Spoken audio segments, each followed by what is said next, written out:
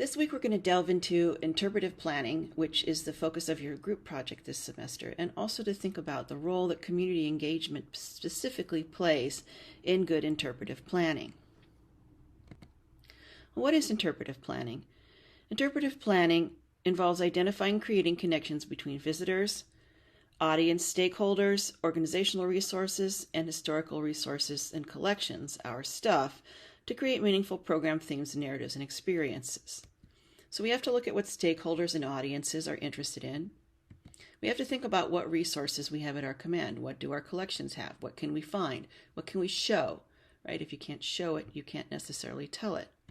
And then we also have to think about the organization's needs, its capacities, its strategic goals, and in this case, that would certainly be our Office of Student Engagement and the university writ large.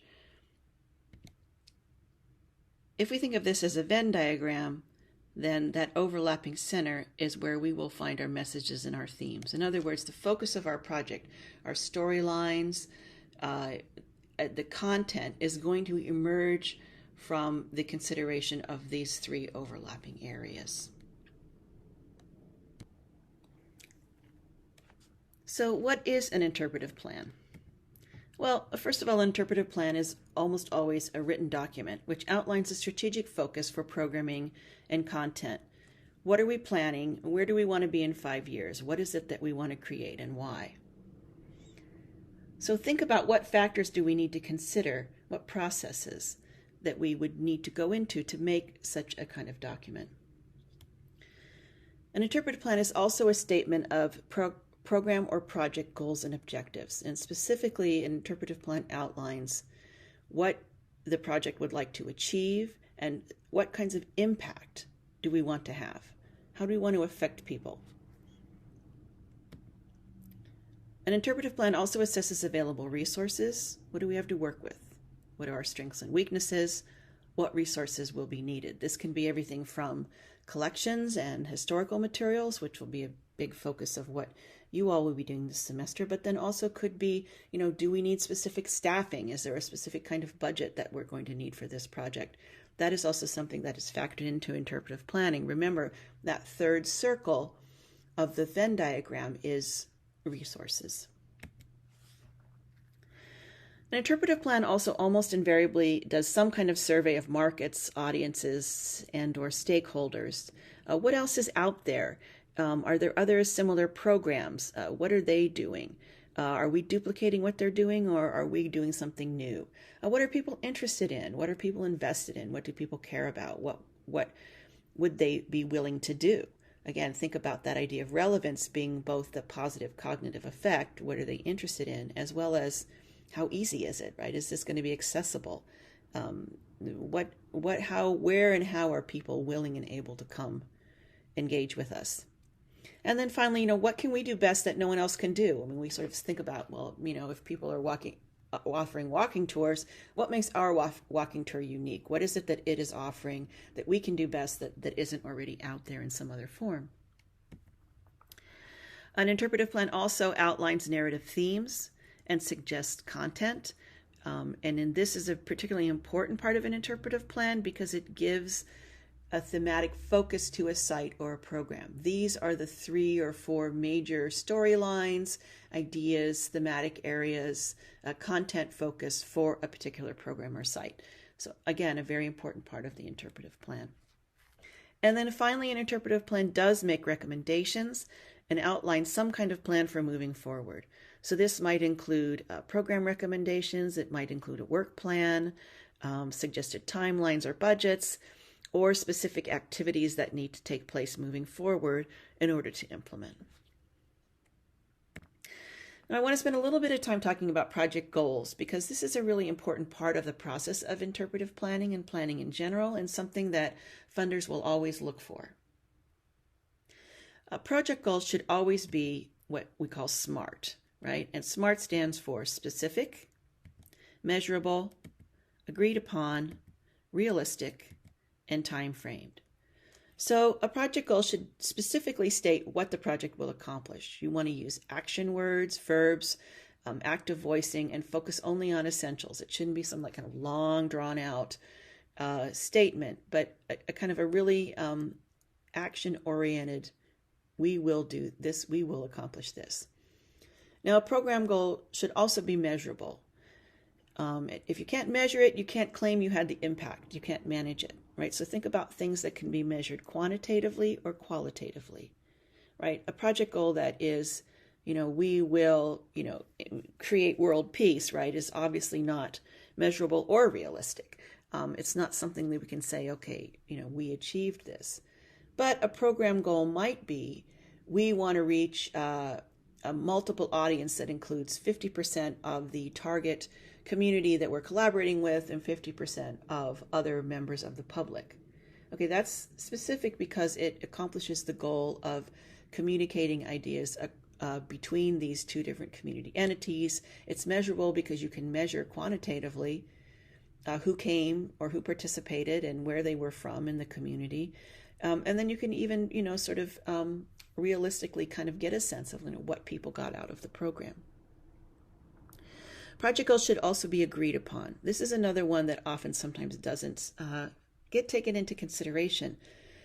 And here's where we need to consider our audience and other stakeholders. And this might include everything from the development staff at your organization or board members or other people in the community.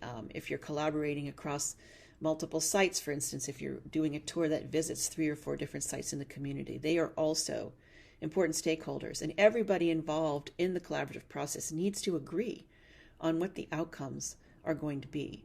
They may have different investments in the project, but you should have a sense that everybody's kind of on the same page in terms of the goals.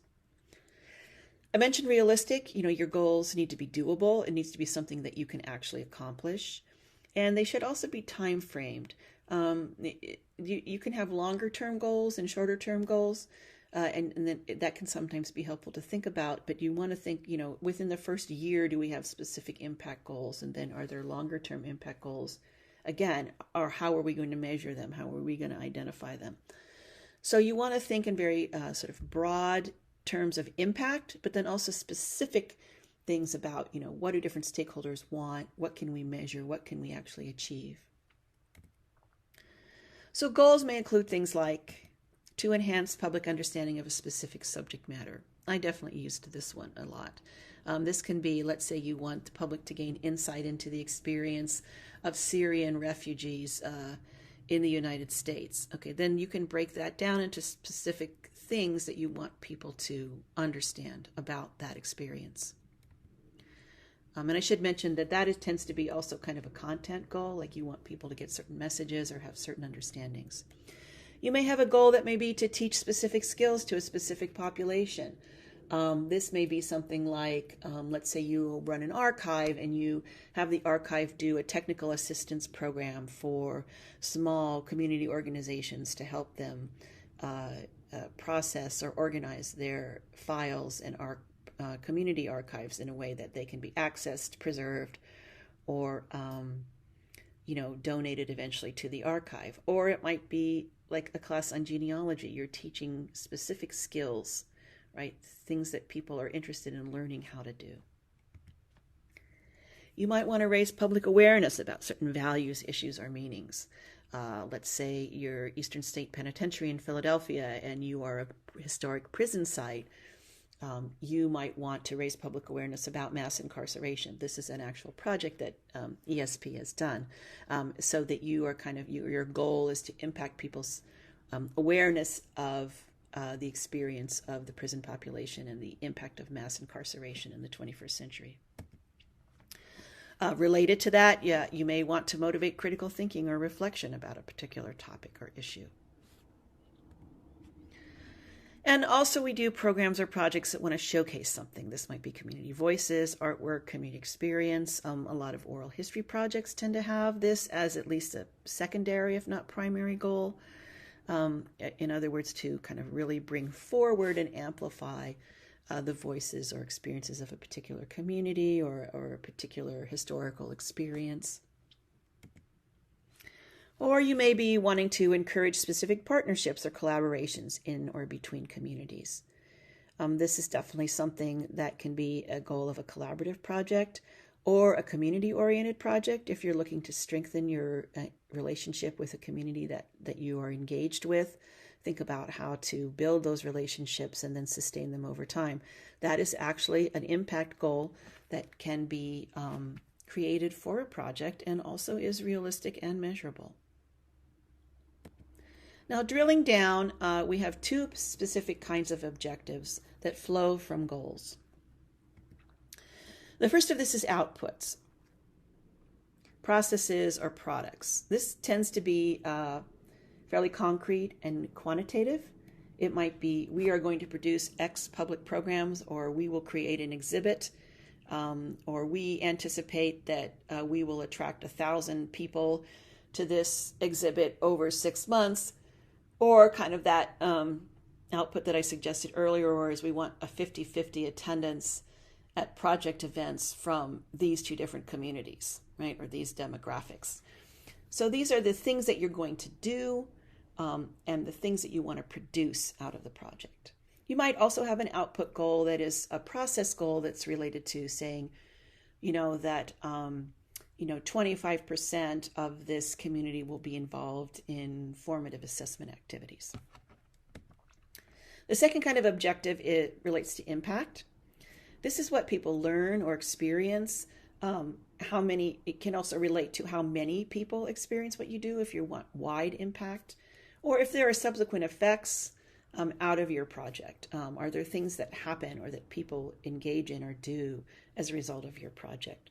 So impact can be content, people learn or experience specific things, or they can be other kinds of impact that are kind of more like kind of social cultural impact.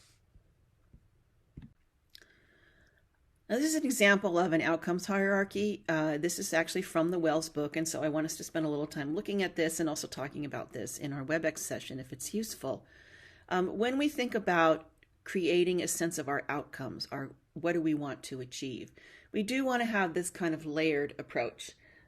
It's represented here as a pyramid, and I think we can think about, kind of this first two tiers are what we might consider lower hanging fruit, things that are probably easier to identify. And that third tier is something a little bit more elusive. So let's talk about the first two tiers. This is kind of the base of all programming. We want to understand who our audience is, why they're coming, what they want, why and how, who are we reaching, right? I mean, who are they? We also want to understand how many people are coming, which programs are popular, or what people like. And also to gauge whether or not we're actually creating what we said we would create. And if we aren't, then is there a reason why we didn't? Maybe something came out in the assessment process that made us change our outputs. That's something that we would consider at this level of planning. Then there's this middle level, tier 3. And for me, tier 3 is really the heart and soul of what we do interpretively in public history. It's achievable in many cases, and it's also really relates to the building of public understanding about the past, right? So how are visitors changed during or as a result of their museum experience? How do programs or historical encounters or engagements impact people's thinking about their history or their others' history or the role of the past, etc.? These can be intellectual outcomes. People think or reflect, compare or question things in certain ways. They can be emotional outcomes. Maybe people are moved to have empathy, right, for certain populations or issues historically as a result of their engagement with historical interpretation. Maybe they're pissed off, right? Maybe they're frustrated or confused. There's also psychomotor outcomes. These might be things related to the spatial experience of the museum, or especially if there are hands-on programs, there are things that people want to learn and do in a hands-on way. And then there's just social aspect, another really important one, I think, for us in public history, opportunities to collaborate or discuss, to engage with others. Museum membership is a perfect example of something that programmatically aims to achieve a kind of social domain outcome, right? Connecting people across an institution who have a shared interest. But it can also be something like the kitchen conversations at the Lower East Side Tenement Museum, where people who've gone through a tour have an opportunity afterwards, even though they don't know each other, they've all gone on the same tour, to talk about and discuss and engage with the issues that are raised by the tour. Again, these can be immediate, short-term, or long-term, and there really are these kind of qualitative outcomes that we want to specify goals and objectives for, that we can actually think about. How are we determining whether or not people are actually getting anything out of what we're doing? What are they learning and experiencing? And then there's this tier 4. This is like the absolute sweet spot where everybody wants to be. That we have some kind of broader or longer term impact out of what we do. This might be at the individual level. Somebody comes to a public program and then is moved to become an activist, or a community group participates in a project, and then they form an advocacy organization out of their having gotten to know each other. That actually happened in one of the projects I worked on. Or maybe we're like, if we think about preservation or heritage tourism, we might have longer term impacts where we're looking to sort of stimulate a local economy or redefine an environment in some way. These are much harder to achieve and even harder to measure, but sometimes they are achievable. And if we do want to have that kind of big impact, we need to think about that and how that manifests in terms of what we're planning.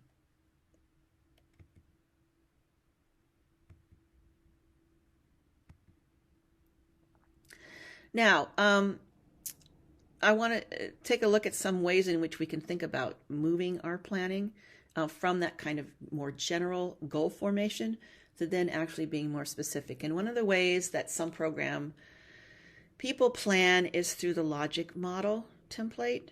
And so here we're thinking about basically inputs, outputs, and impacts. So here's some examples. I'm just going to run through a couple of examples of some logic models that people have used. Here's one for a health information outreach program, right? But you get a sense here of that, our goal is to improve community members' abilities to find, evaluate, and use health information. So there's inputs, what we're investing, then there's what we are going to actually do, right? Who we reach, and then some of the impacts or desired outcomes. So you can see that's up here. Here's another interesting logic model that specifically is, I think, relates to community engagement. Again, we have our inputs. These can be staff, funding, time, external partners, volunteers. This is also where we would locate what we call front-end and formative assessment.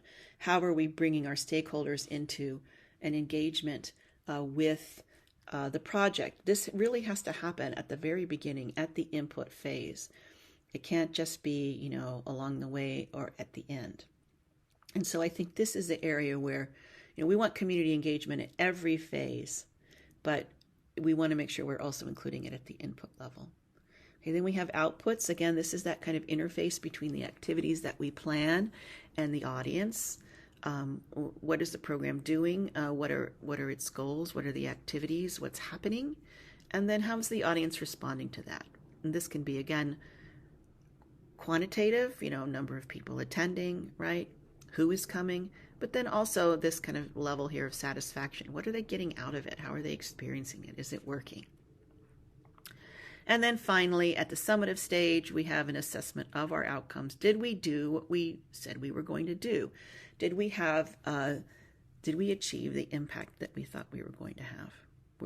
Has knowledge been created, or have attitudes shifted? Is awareness risen? Are people can we ascertain specific learning outcomes or other improvement of skills or subsequent activities, etc. So you see here how in the logic model, the output and outcome goals are actually embedded in the logic model, but then we're also thinking about what are we putting in to achieve that.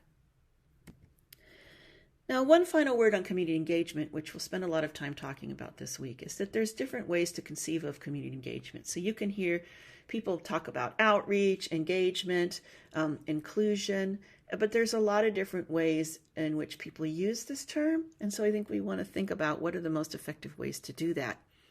Community engagement can be used, and I've seen it used in my own town where I live, to basically just mean we're informing you what's going on. This is kind of the Atlanta Beltline's idea of community engagement, is often to just sort of push out these notifications or have porch meetings where they let people know in the community what they're doing.